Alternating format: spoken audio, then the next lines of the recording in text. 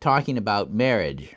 Ever married, it's not easy. Okay, then this is part one. Just like a marriage is there and something to talk about.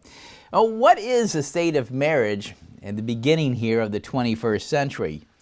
Well, this last week down in Washington State in the United States of America, and Washington State, they passed a bill allowing or legalizing gay marriage. I guess it joins 6 other states in the United States and the District of Columbia that permit gay marriage. Here in Canada, we permit gay marriage up here as well. Ironically, this whole issue of gay marriage is in many ways stimulating a certain amount of discussion about what marriage is all about, and which is good from that standpoint. It gets people thinking a little bit about what marriage is all about.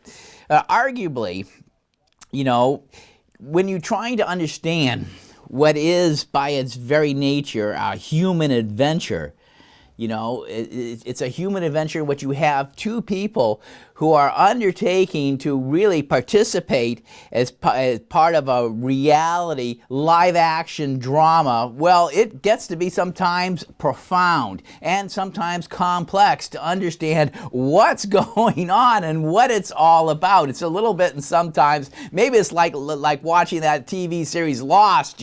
Where are you in this? A lot of people can be lost in trying to figure out which side is up. What's really going on.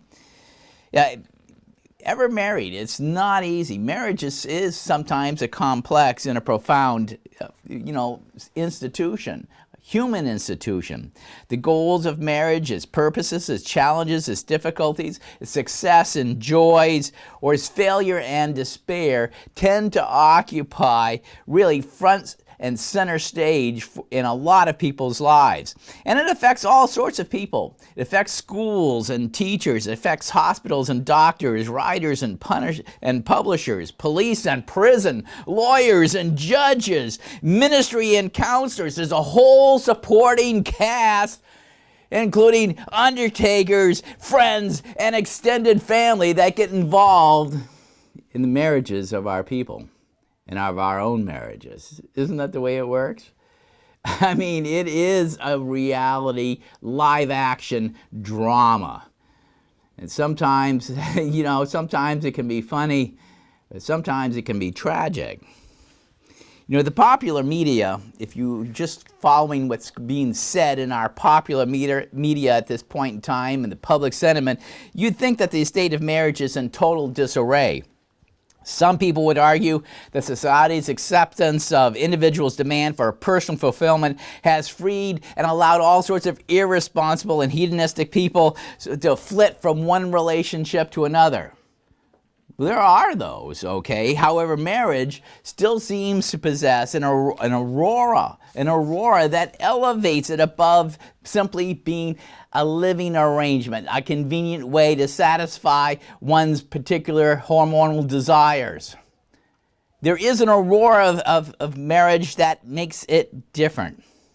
Most Canadians only marry once in their lives. Less than 1% of Canadians walk down the aisle of marriage 3 or 4 times. It's really, there's, in many cases, marriage is indicating a high relationship, a high quality of relationship. And it's far better, and it's far higher in its quality and in its lasting benefit to the people involved than just a common law relationship. Marriage suggests that there is something transcendent about its nature. And this is the view and perception of even a secular agency like Statistics Canada.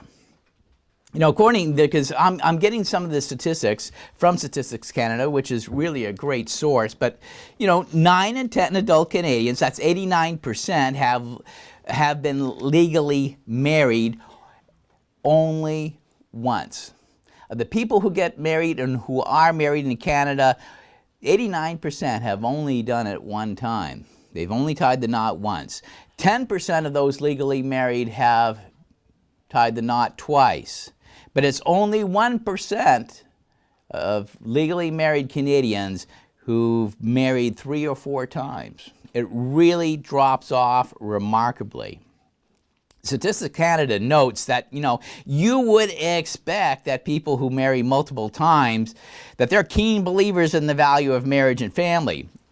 But they're saying the data is showing something different. What they've done in their surveys and censuses is showing something different. They say serial marriers, and they call them serial marriers. I love that. Serial marriers are significantly less likely to claim that being married is important or very important to their happiness.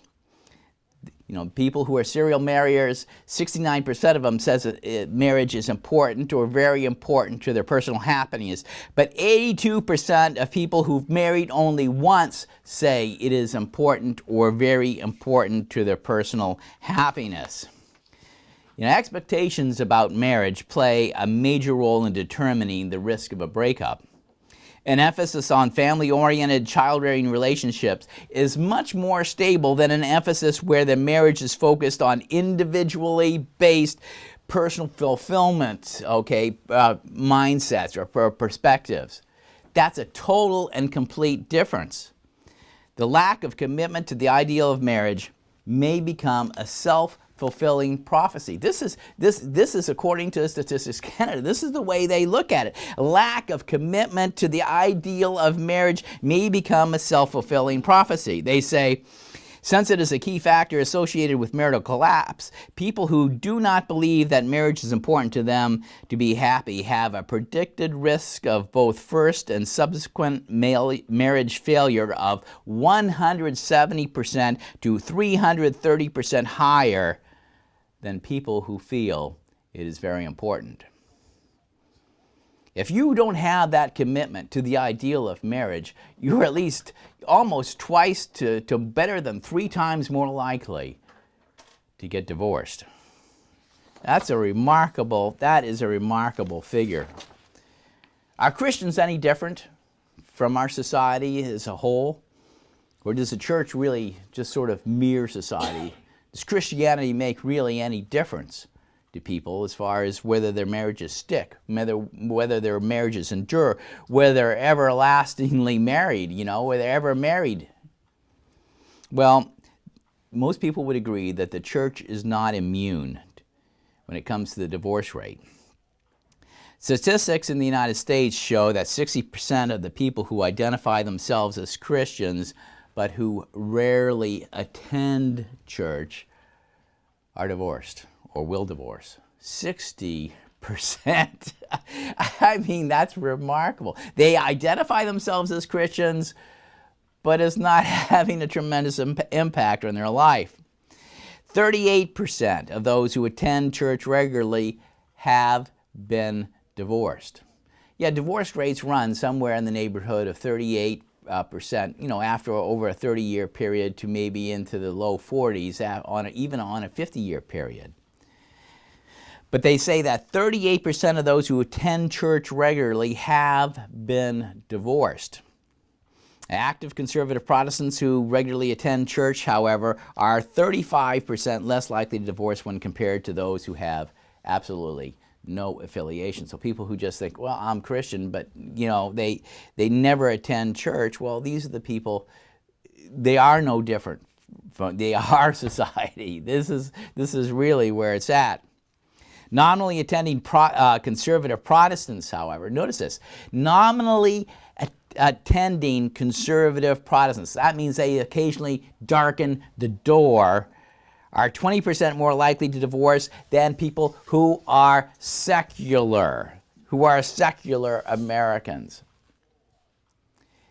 As they said, over 80% of Canadian adults will eventually marry. It's only the 20% that do not enter into marriage, who do not become legally married. Now, many of the things, and there have been lots of studies done. For instance, the people of the focus on the families down there in their family formation area, they've studied this. And their director, Glenn Stanton, noted, he said he believes that differentiation must be made between those who are truly practicing their faith and those who are simply affiliated with a church. According to Stanton at the Focus of the Family People, he says church affiliation means nothing. Church affiliation means nothing. What counts is actively praying together, reading the Bible together, doing something together spiritually to nourish each other. That makes a difference. That is the key to divorce-proofing a marriage. It is vital. Now, there has been there's been a certain amount of controversy over Christian divorce rates. But there's no doubt about the fact that the church is not immune to what's going on in the world by any means. We're influenced by these things. The factor that is making the difference is religious commitment. In any sort of denomination you're looking at, of all the things, whether we're talking the Church of God or one of these other things. And Stanton makes this point. He says this, and I'm going to quote from him. Couples who regularly practice any combination of serious religious behaviors and attitude, attend church nearly every week, read their Bibles and spiritual materials regularly, pray privately and together, generally take their faith seriously, living not as perfect disciples, but serious disciples.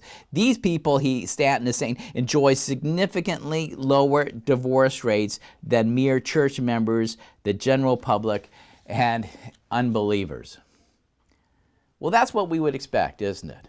Really, from many things, for Christianity, for this book to have any sort of influence in your life, you've got to be involved with it. You've got to be involved with it. Just carrying it around as an iconic symbol doesn't mean anything.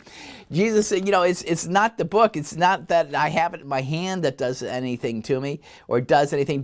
Holding a Bible doesn't make me holy. Walking into a church building doesn't make you holy, isn't going to change you. What happens is what goes on in between your ears from what you hear and what you study and what you learn and what God's Spirit inspires when you're on your knees or when you're praying. This is what is going to make the disciple different from anyone else in the society. Without that, we're just like everybody else. We are human beings, after all. We are in the flesh. If the last time you checked, we are in the flesh. Why is marriage? Because we've had, even in the Church of God, there's been quite a bit of divorce. It's quite a bit of divorce. Why is marriage so challenging in the church? Well, we are living in the world. We're people. We're influenced by our culture and by our times. We're influenced by the pressure of of what's going on in daily life. We have financial pressures. We have all these other things as human beings. But we have something more in the church than just the people out in the world have as far as pressure upon us. And what we have upon us is that pressure because we know we should be living up to something better. we know we should be trying to live up to something better. And that's sometimes a pressure because we don't, do we? Sometimes we find that, we realize we are just very, very human. Stanton said this. He had a comment he said, in talking about marriage, he said, if people go into marriage without an appreciation and understanding that Christ must be the center of the marriage, they're not coming together for their own sake, but for, people have to understand they're not coming together for their own sake, but for the sake of His kingdom, for Christ's sake. That's what they need. If people have Christ at the center, if they have this vision of that they're coming together, that it's two making something greater than the sum of just the two elements, the two parties to the marriage. If they don't have that, it creates a real problem. They have expectations perhaps that they're missing, that are faulty, that are missing some aspect of the truth. Why is it so difficult for two human beings just to come together and live happily ever after? Why is it so difficult? Well, Okay, let's go to Amos. Amos chapter 3 and verse 3. If you turn with me to the book of Amos, Amos chapter 3 and verse 3. And I'll read this first one in the King James, okay, because it's nice. It's classic in the King James. That's one of the quote-unquote minor prophets, and a prophet is only minor from this standpoint. They call them minor prophets just because their books weren't as long as one of the major prophets who had more, more stuff down there, but it's God's word, and there's nothing minor about God's word, okay, I'll have you know.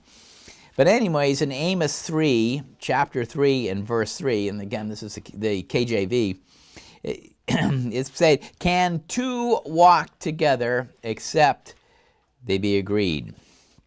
Will a lion roar in the forest when he hath no prey? Will a young lion cry out in his den if he has taken nothing? Can a bird fall in a snare upon the earth where no gin is for him? Shall one take up a snare from the earth and have taken nothing at all?" No, two can't walk together unless they agree, which way are they going? What is their direction? How fast are they going to walk? If one wants to walk a whole lot faster than the other one, well, they're not going to walk together, are they?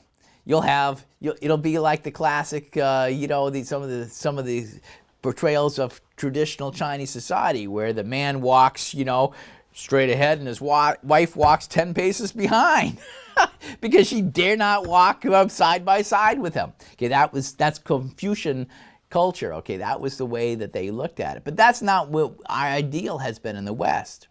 We have two that walk together, and we can't walk together in our marriages except we have a certain amount of agreement, because it's the speed and the direction, how we're doing these things. It's very important. So we have to have a certain amount of communication and agreement. It's very important. Now, one of the problems that we have in our marriages, very clearly, because we are human beings, is selfishness. It is probably one of the major problems we have in Christian marriages. Because, whether you're secular or whether you're religious, whatever you might be, we're having to deal with innate selfishness. We come out of the womb being selfish, and we want the attention. We want our mom's attention, and we're going to holler our head off until we get it because we feel we have needs. I'm not saying they're not real, but we have needs of one sort or another. And people, we tend to be selfish as people, as individuals, as human beings. Let's go to Philippians chapter 2. Philippians chapter 2. Apostle Paul addressed this, and this is one of the things we have to work with as a Christian in our marriages. Let's think about this. Philippians chapter 2 and verse 1. And I want you to think of this scripture from the standpoint of marriage and being ever married. Therefore, if there is any consolation in Christ, if there's any benefit, if there's any good that's coming from our belief and from our practice, if any comfort of love, if any fellowship of the Spirit, if any affection and mercy, fulfill my joy by being like-minded like Christ, having the same love of Christ, being of one accord, Christ and his disciples, of one mind. Let nothing be done through selfish ambition or conceit. And that's a real hard one to do. It's hard for people to do it in the church, That's one of the reasons why the Church of God is just not one body, but we have hundreds of different bodies because we've had a certain amount of selfish ambition and conceit that's gone on. People feel like, I have to be God's apostle. Well, this is just conceit. Selfish ambition. I'm the one God's using and nobody else. This is selfish ambition and conceit. We see that, it's very clearly, when we apply it from this. But in a marriage concept, think about that. Verse 3, let nothing be done through selfish ambition or conceit, but in lowliness of mind, let each esteem others better than himself or herself. Let each of you look out not only for his own interests, but also for the interests of others. Basic Christian principle. Applies to how we do things in church. It applies in our marriages, and how we do things at home.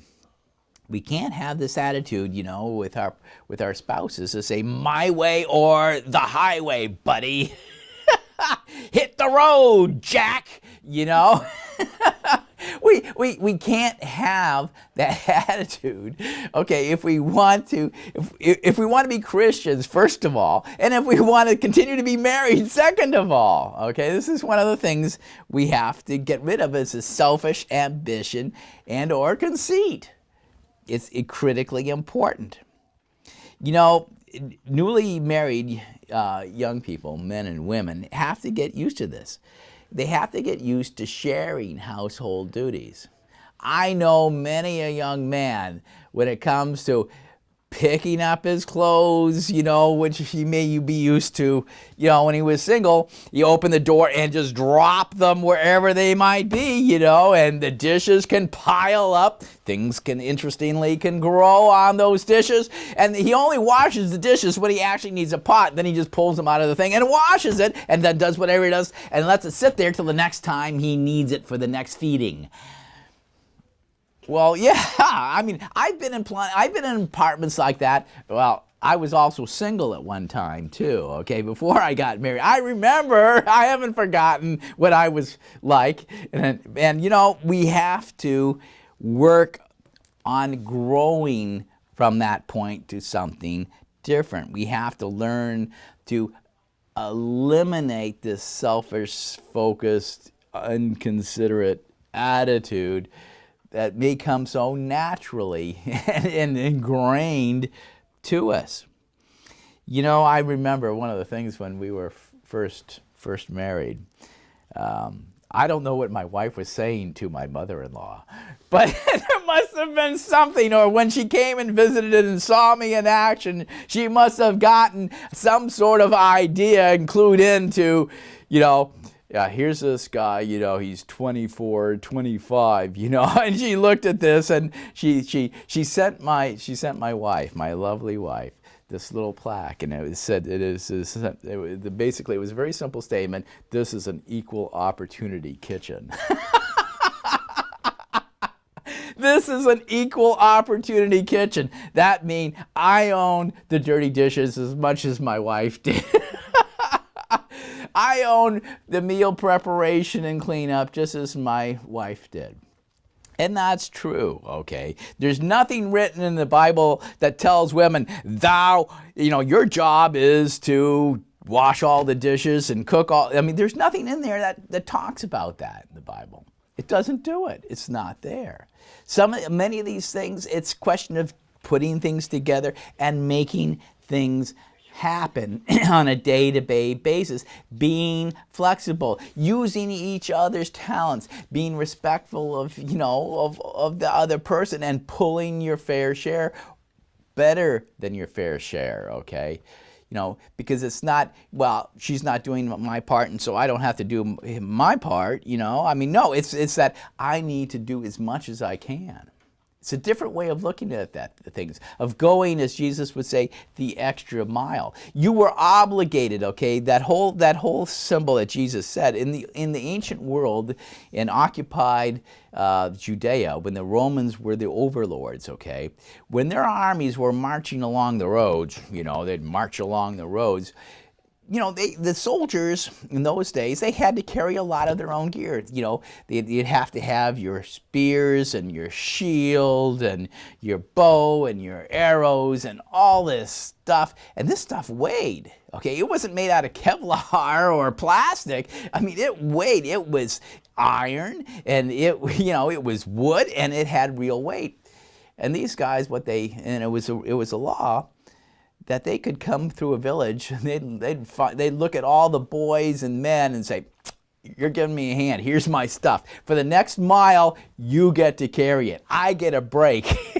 They could make you do that. And of course, people didn't argue because you could lose your head. Okay, you didn't argue about that because you could lose your head. You were responsible to give, to go the mile. But Jesus was saying, and to the Jews of his time who were used to that sort of thing, and it didn't matter whether you thought you were a poobah and had high status, and I'm a big shot. No. The Romans would pick anybody. They see you're carrying. Okay, that's the way it worked. You're there. You're a body. You're helping out. Okay, from this standpoint, you were required to go 1 mile. They had the miles, marked off on the roads. By the way, the Romans did that to keep track of everything. I suppose they made notes so they could write, Publius writes to Savannius, whatever. We made 15 miles today. You know how military reports are and all that sort of thing. Well, Jesus said to the Jews of his time, who hated to be a subject people, he said, if they make you do 1 mile, do 2. Go ahead. Give them a hand. Give them a break. Yeah, they may be your despised overlords, but go ahead. Give them a hand. Go the extra mile. That's where that statement comes from. Go the extra mile. And in our marriages, do we go the extra mile? And things can change in marriage. Life happens. The funny thing is you get married and then life happens and you have to adapt. At some point in times, maybe you can do no dishes because your hands are full of sores and cuts and stuff like this, and so you can't do it because it's pain. You stick your hand in the water and you go, ouch. That's when the other person steps in and does something like that, or you're sunburned or something. The different ways you have to deal with things and adjust to life. Go the extra mile. Let nothing be done through selfish ambition or conceit, but in lowliness of mind, let each esteem others better than himself. Now, one of the other problems that we have is, of course, there are different personality types. I'm sure at some point in time I'm going to do some sermons on personality types because we have them. He is a character, she said at the top of our voice. He is. He's a piece of work. Okay, this guy can be, some guys and women, because it's not, gender specific. I mean, some people can be real characters and it can be difficult. I mean, after all, only 80% of Canadian adults get married. There are 20% who, some of them are probably better off never marrying because they can't make themselves happy. They're certainly not going to make someone else happy. Some people have a personality that is, will drive somebody else off screaming into the night.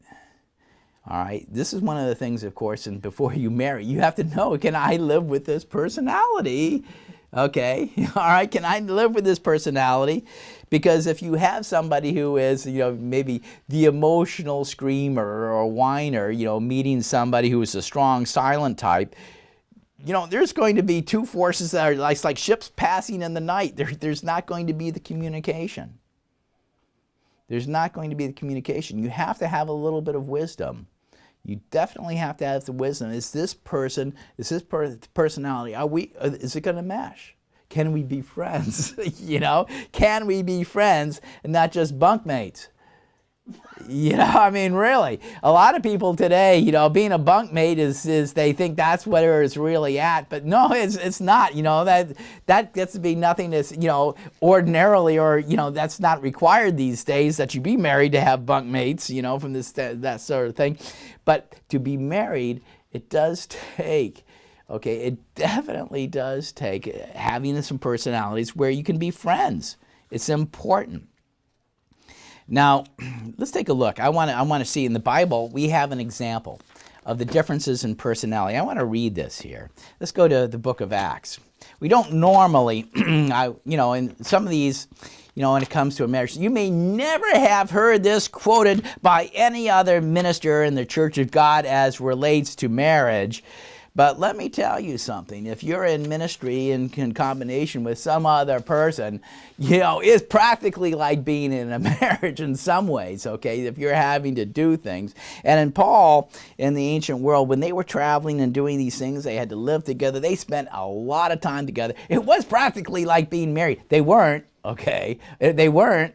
I want to make that point very clear by any means. There wasn't this sort of, some modern liberal theologians or Christians will try to say, well, maybe Paul, was, horsing around or some of these things. But no, that's not what we're talking about. But anyways, in Acts 15 and verse 35, we see this. Acts 15, verse 35. Now, this is right after a major church conference, by the way.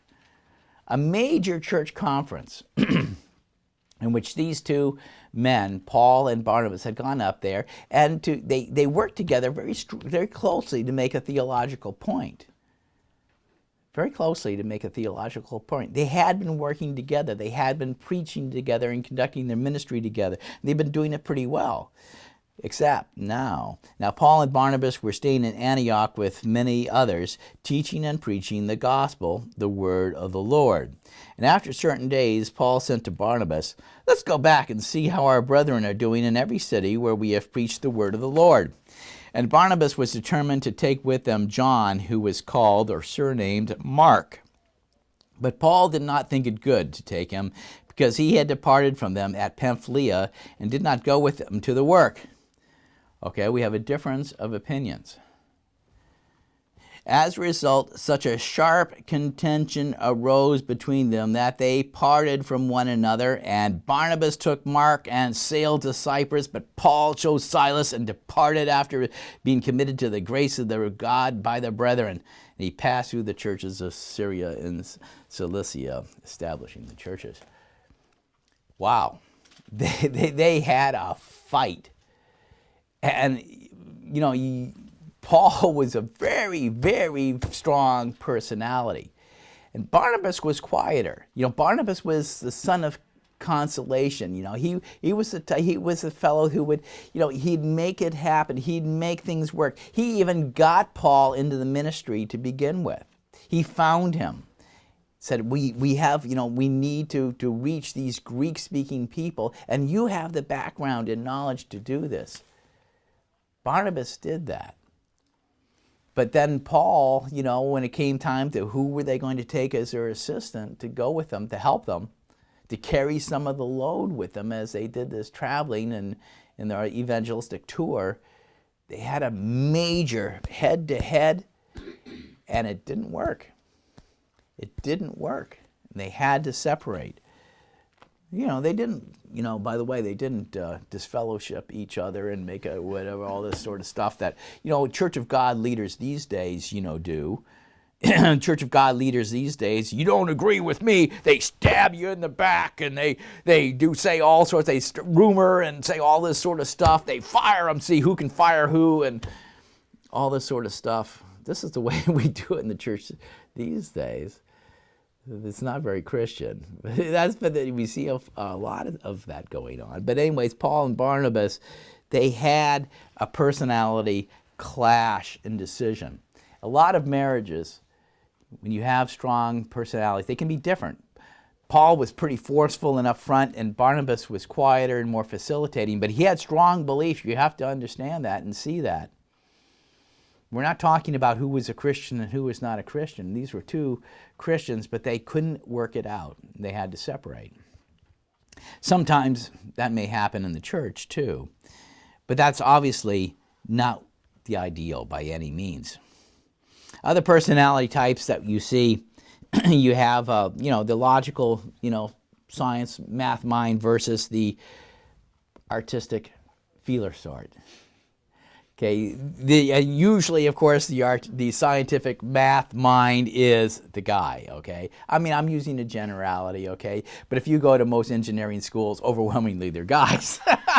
I mean, that's even in the 21st century, it's still that way. Despite all the policies they put in there to try to cram women in these places, they're not too many. I'm being serious. That's just the way it has been and is, okay, from this standpoint.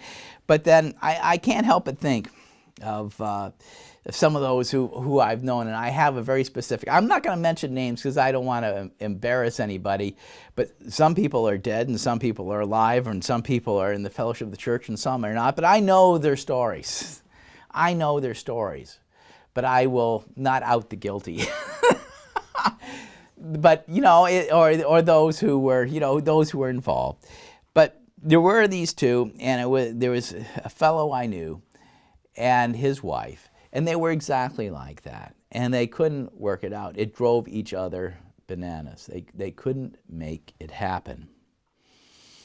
And then you have the time, I can think of just my in-laws who are no longer with us. My father-in-law and my mother-in-law, they were very different types of people.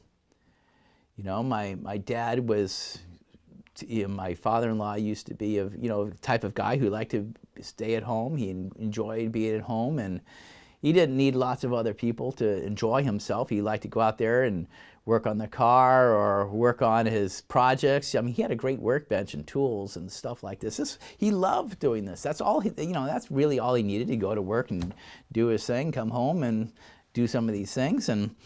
But his wife, she liked to be around other people. She liked to do social things. She liked to, you know, go out and go places, and they had to work it out. And I know it wasn't always easy. I know it wasn't always easy, because sometimes when the frustration level would rise to the point where it's sort of bubbling a little bit, you know, my mother-in-law would mention something, a few comments, and then you'd catch the drift of what's going on.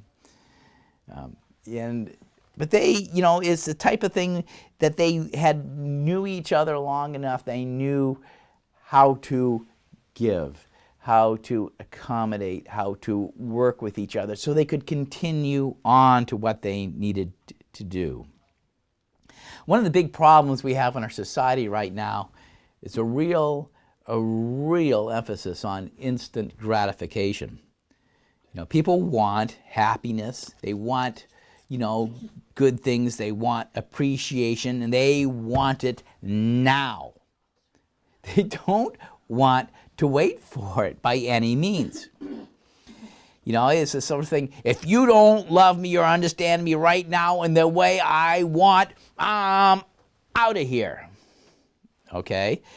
And unfortunately, a lot of marriages are breaking up at this point in time because that's actually what's going on. You know, so our story, we have to be willing.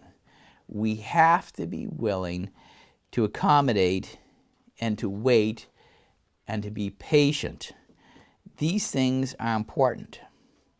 If there is a lack of commitment to the ideal of marriage, if there's a lack of commitment to the vows that one has made to God, if there's a lack of having God at the center of one's life, then yeah, we can be just like the world in the church. There's nothing that's going to separate us. We're not better than anyone else just because all of a sudden we've been baptized, okay, and attend church. That doesn't make us better than anybody in the world. The only thing that helps us to do more and to have solid marriages is when we're doing things God's way and we're actually having Him with us. Now, we have a story. I want to point out here a little something. We have the story of Michal and David in the Bible. The Bible does have some interesting stories that it comes up with. I mean, the Bible is not a marriage manual from that aspect. It wasn't just written on that one subject. It's very broad, but it touches on a whole variety of things. If we go to 1 Samuel, the book of 1 Samuel in the former prophets, 1 Samuel, and we have chapter 18, we see a love story here. 1 Samuel 18 and verse 14. 1 Samuel 18:14. And David behaved himself wisely in all his ways, and the Lord was with him. And Saul saw how he behaved himself very wisely and was afraid of him. But all Judah and Israel loved David because he went out and came in before them. He was fighting their battles. And David said to Saul, "Behold, I will give you my older daughter Merab for a wife. Only you be brave, son, for me, and fight the Lord's battles." But Saul was actually not doing this because he cared for David, but because actually he wanted to kill him. And he was using it as a trap. But the story goes that, of course, that he was going to make Saul go out and fight the Lord's battles, and then he was going to give him his daughter. So, well, David did that. He did what Saul wanted him to do. But the first time with the oldest daughter, Merab, and here we're talking 1 Samuel chapter 18 and verse 19. And it came to pass at the time when Merab, the Saul's daughter, should have been given to David, she was given to Adriel the Maholathite to be his wife. In verse 20, and Saul's daughter Michal loved David. And they told Saul, and the thing pleased him, because he thought, well, okay, didn't trap him up the first time with the first girl. Okay, maybe I can play him one more time. Okay, but the thing was that Saul discovered that Michal loved David. Michal loved her, and of course, David, it turns out, was infatuated, and hopefully loved Michal as well.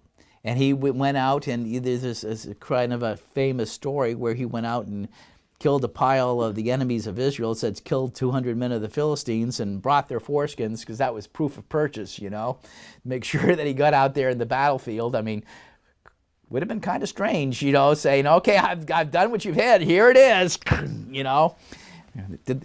I kind of wonder, who actually had to do the counting. Which one of the king's servants would have to say, yeah, David met the tally. Okay, he's good. You got to give him your daughter now. But anyways, David ended up marrying Michal. Here he was, just a shepherd boy marrying the king's daughter, almost a fairy tale. And then they were going to live happily ever after, right? Here he is, David, kills Goliath, becomes a hero in Israel, smiting the Philistines, the enemy of the Lord, and he ends up being given the hand of the king's daughter, and wow, all of a sudden, life is going to be happily ever after? No. Not at all. That's not the way it works. Because as you see here, and you just go to the next chapter, 1 Samuel 19 and verse 11, Saul still was afraid of David. He was paranoid. And so he sent messengers to David's house to watch him and to kill him in the morning. And David's wife, Michal, told him, saying, if you do not save your life tonight, tomorrow you shall be killed. And Michal let David down through a window, and he left and hurried away and escaped. And Michal took an image and laid it in a bed, sort of like a big dummy, and laid it in the bed and put a pillow of goat's hair on its head and covered it with a cloth. And then Saul sent messengers to take David, and she said, he's sick. And Saul sent messengers to see David, saying, bring him to me in the bed so that I may kill him. And the messengers came in, and behold, the image was in the bed with a pillow of goat's hairs for his head. And Saul said to Michal, why have you deceived me and sent away my enemy so that he has escaped? She was willing to confront her dad and trick him, and because she loved David enough, she was willing to do that. But as you know the story, of course, David had to run and head for the hills. He had to hide. Later on, of course, in 1 Samuel 25:44, you see that Saul gave Michal, his daughter, to another man. I mean, women were property. She had no say on it. He gave her to another man, Phalti. She became his wife. But in the course of time, in 2 Samuel 3:13, David eventually would get her back. It's part of a political bargaining process. After Saul was dead, he said that they wanted to have a certain amount of peace between David and some of the soldiers on the other side who had been serving Saul, his enemy. Then they were going to have to give him back Michal, his wife. And they eventually did. And they separated Michal from the man that she'd been given to in marriage and brought her back to David, which is an interesting point. You can look at it later in Deuteronomy 25, verse 1-5, where it talks about this whole thing that if a man divorces a woman and she goes and becomes another man's wife and then they get divorced, she can't go back to her first husband. This was one of the laws in the Torah, and that's in Deuteronomy 24, verses 1-5. And this is one of the things, however, David insisted, he probably should have known better from this standpoint, but he insisted on having Michal back. whether it was status, whether it was pride, whether he still loved her, I'm not sure, because they had several other wives at this point in time. But we see there was something that was missing here. In 2 Samuel 6 and verse 14, we have this whole incident later on as David is now entering into his rule, and he's bringing in the Ark of the Covenant of God to the tabernacle to worship, okay, at this point in time, and to restore the Ark to the tabernacle and to revive all the worship and the things the way they should be at that point in time. And it came to pass that when those who bore the ark of the Lord had gone 6 steps, he sacrificed oxen and fatlings. And David danced before the Lord with all his might, and David was girded with a linen ephod, sort of like a kilt, okay? And at that point in time, I don't know, was he wearing underwear? We have no idea. But anyways, and David and all the house of Israel brought up the ark of the Lord with shouting and with the sound of the ram's horse. And it came to pass, as the ark of the Lord came to the city of David, Michal, Saul's daughter, looked through a window and saw King David leaping and dancing before the Lord, and she despised him in her heart. She despised him. And they got into a real argument. They got into an argument. She thought it was totally inappropriate behavior, and that he was doing this to try to attract other women, young women and this sort of thing. And David got his foot up because he felt that, well, what, you're a king's daughter and you think I'm nothing? You just think I'm dirt just because of my background? They got into a major argument, and they couldn't solve it. And of course, from that standpoint, they separated, or David didn't divorce her, but he didn't visit her. He put her away. It's a sad story. It's a sad story that both could, they suffered because they both had a lack of appreciation. They had a lack of patience. They had a lack of kindness for each other. And so really the love that they had started out with just died. It just died. It withered away. All the pressures of society around us, it can create divisions of different sort. We may not have the political problems that separated David and Michal, but it might be something else. There's family, a job, a mortgage, outlook, politics, church fellowship. All these things can end up separating one person, one spouse from the other. But this is not the way we should approach this. Marriage is to be a union. Let's go to 1 Corinthians chapter 3 and verse 3. 1 Corinthians 3 and verse 3. I'll read this in the New Living Translation. 1 Corinthians 3 and verse 3. And again, this is one of the things we don't think of these particular verses in relationship to marriage. But just think of it from that standpoint, that you have two people and they should be having one goal. But here Paul is writing to the church in Corinth, okay, where they're having a problem of having different competing goals. He said, for you are still controlled by your sinful nature. This is what he's telling the church. You're still controlled. These are church members. You're still controlled by your sinful nature. You are jealous of one another and quarrel with each other. Okay? Well, it happens in marriage too. And, Paul could say it just as well in some sort of marriage counseling between people. They're in the church, they're disciples. You're still controlled by your sinful nature. And you are jealous of one another and quarrel with each other. Doesn't that prove you are controlled by your sinful nature? Aren't you living like people of the world? Yeah, Christians are supposed to be different than the people in the world. Our divorce statistics should be much different from the people in the world, not, sort of different. When one of you says, I'm a follower of Paul, and another says, I follow Apollos, aren't you just acting like people of the world? When you say, my idea or my Church of God group is better than your Church of God group, what is he saying? Aren't you just acting like your carnal people? After all, who is Apollos and who is Paul? We are only God's servants through whom you believe the good news. Each of us did the work of the Lord gave us. I planted the seed in your hearts, and Apollos watered. These were two people. They were collaborating. They were working together for the same purpose, to build the church. And in a marriage, it's the same thing. The husband and the wife are working together to build the same purpose, to fulfill the same ideal. It's not important who does the planting and who does the watering. Okay, the task, who cares? What's important is that God makes the seed grow. That God makes the seed grow. And in a marriage, the seed is love. In the marriage, the seed is really love. Priorities can divide us. The whole story in Genesis 27-28 of the story about Isaac and Rebekah, and they had different views of how they saw their sons, Isaac and Jacob. They had completely different views of how they saw it. Isaac liked the idea. Esau and Jacob. Excuse me. We have the married couple, Rebekah and Isaac, and then their sons, Esau and Jacob. And the interesting thing is that, you see, Isaac favored Esau.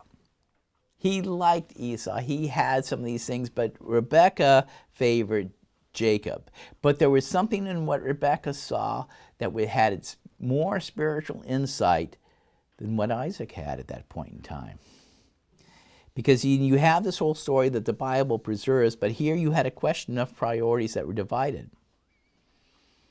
Isaac came to understand that, yeah, the one who was to be the clan chief, the one who was to carry on their covenant, their relationship that had been established by Abraham, continued to live that covenant and to hold up their end, that person needed to be Jacob, not Esau.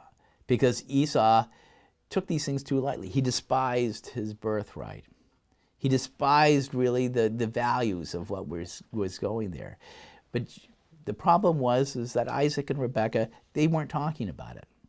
Their priorities were divided, and it created problems in the family and heartache for themselves, because it ended up, as you know, they had to send Jacob away when this decision was made. Expectations, and roles, what we decide to do and how we divide up the chores in a marriage, or what something needs to, how we arrange things. This is between the two people to arrange. But we have to, be flexible with that. There are a lot of men who have the idea that their wives are there just to be their maids. And it's not true. And there are those women who have the idea, who look upon the man that he's just a meal ticket. And this is a problem too. A husband who wants to be the provider and he needs that for his ego or his feeling of self-worth, he might not appreciate his wife to be a businesswoman. Or a woman who might be uncomfortable in business role, but her husband wants to put her out to work. We need the money. They have to work it out. It doesn't need to be a cause for conflict. The Bible is open to this idea of what from this aspect. In Proverbs 31, the Proverbs of the virtuous woman, Proverbs 31 and verse 16, it says, it makes this point here, and I'm reading this in the New Living Translation. She goes to inspect a field and buys it. With her earnings, she plants a vineyard. She is energetic and strong, a hard worker. She makes sure her dealings are profitable. So the Bible allows, you can't just, the view of the Church of God that we had sometimes back in the 1950s, well, it didn't really take this into account. And as a church and as organizations, we've had to grow on this, that, from this standpoint, the Bible doesn't have, extremely rigid views of how we're going to divide up some of the opportunities and responsibilities and tasks in a marriage. It's between the two people to look at what kind of skills and talents do they bring to the table. Because it's a union. It's a union so that, they can each contribute what they're good at and bring it together, because each one has talents, has God-given gifts, and that needs to be nurtured, and it needs to be brought to flower and put into production for the benefit of the marriage and for the benefit of God. But too often, couples will, after they get married, expecting to live happily ever after, all of a sudden they discover they can have different perspectives on so many of these different things. Spending money, raising kids, house chores, happy ever after takes work. It's not a fairy tale. It's really not. Our circumstances can really make things difficult for us. We live in a world where everything is changing. Now I want to read, let's go to Psalm 55. Whether we're talking, all these things, finances, health, children, religion, which are, of course, some of the biggest areas, what happens sometimes is that when we get into these things and we're saying, I have a different perspective, okay? That really bothers me or something like this.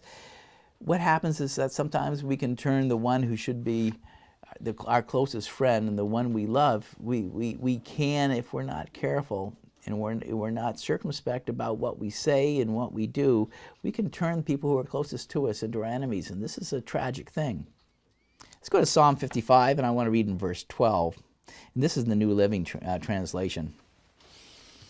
The psalmist is writing this. He's making this point. And it's again, while it's not necessarily written directly about marriage, it's written very closely about two people who are close. It's not an enemy who taunts me. I could bear that. It's not my foes who so arrogantly insult me. I could have hidden from them. Yeah.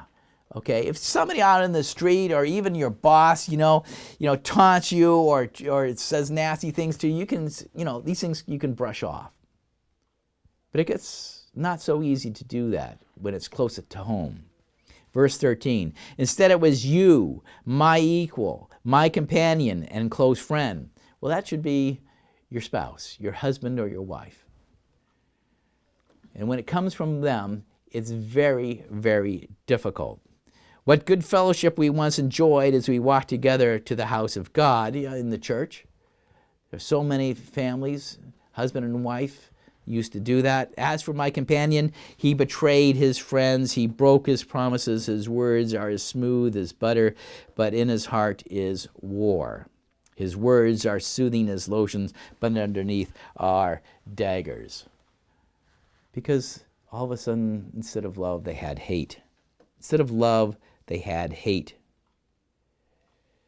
Love is, of course, the most important thing that a marriage, to be successful, to be ever married, that is required. Without love, of course, marriage is just going through the motions. While we may, decide to walk together, we want to walk together joyously. Let's go to 1 Corinthians 13. I want you to look at this. Sometimes maybe it's we don't think of it from the standpoint of a description of what we should have as an ideal in marriage. But if we have this as an ideal of marriage, then it's going to make it far less likely that our marriages will flounder, that they'll fail, that we'll end up in one of the statistic pool of those who couldn't make it happen.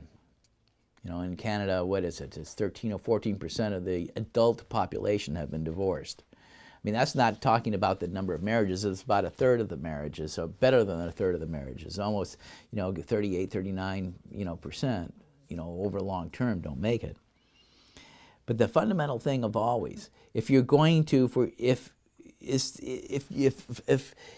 you don't have this sentiment and you don't have the purpose of the ideal in front of you, it's going to be very hard to sustain it.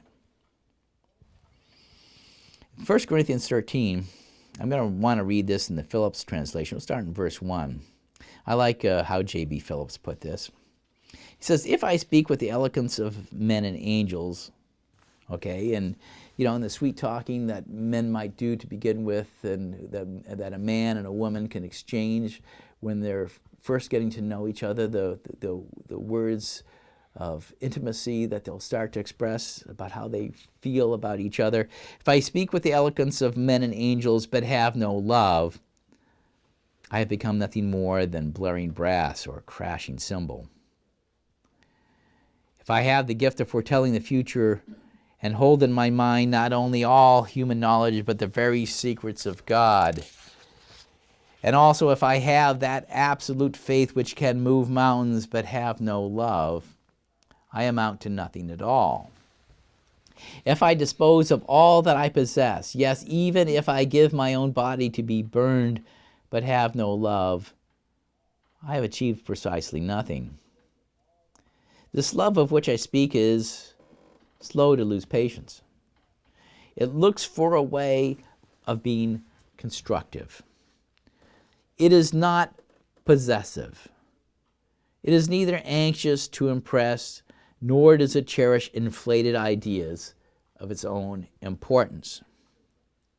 Love has good manners and does not pursue selfish advantage. It is not touchy. It does not keep account of evil or gloat over the wickedness of other people. On the contrary, it is glad with all good men and women, all good that a husband or a wife do, when truth prevails. Love knows no limit to its endurance, no end to its trust, no fading of its hope. It can outlast anything. It is, in fact, the one thing that still stands when all else has fallen, and all gifts except love will be superseded one day. For if there are prophecies, they will be fulfilled and done with, and if there are tongues, the need for them will disappear. If there is knowledge, it will be swallowed up in truth, for our knowledge is always incomplete, and our prophecy is always incomplete. And when the complete comes, that is the end of the incomplete. When I was a little child, I talked and felt and thought like a little child. Now that I am a man, my childish speech and feeling and thought have no further significance to me. At the present, we are men, we are adults, looking at puzzling reflections in a mirror. The time will come when we shall see reality whole and face to face. And at present, all I know is a little fraction of the truth. But the time will come when I shall know it as fully as God now knows me. In this life, we have three great lasting qualities: faith, hope, and love. But the greatest of them is love. If we are to have marriages that are different from marriages in the world, it is because we will embrace these lasting qualities of faith and hope and love. Faith in God, that He will fulfill His word in us. Faith that we have this vision of the future and that He answers our prayers and will help us to grow in the way that we need to do. And hope that we ourselves can meet our obligations, that we can meet the challenges of a marriage. It's not easy being married. But God has a purpose and He has a reason for why we are married. But to achieve this, to achieve and fulfill what God is saying, we have to do it. We have to have and develop this quality of love. All these different things are talking about the aspects. Good manners, not pursuing selfish advantage, not being touchy, not building up a script and keeping and pulling out every little wrong thing that your mate does and throwing it in their faces one more time. No, it's having the good of the other person in mind at all times. No limit to its endurance, no fading of its hope, outlasting anything. That's what we need, because we are still human beings. There's a lot more to be said about this. There's more even to be said about the vision and purpose and the work to be done. Because Ephesians chapter 2 and verse 9, it puts this. He says, we are His workmanship. We, the members of the church, men and women, husbands and wives, we are His workmanship, created in Christ Jesus for good works, which God prepared beforehand that we should walk in Him. And marriage is one of those good works. And God has prepared it beforehand that we should walk in it. And we can walk successfully when we focus on the qualities of love. We'll have to visit this again because I think I've exhausted my time. I had actually a lot more to go into. But, hey, Next week, same time, same place. This is Jeff Patton.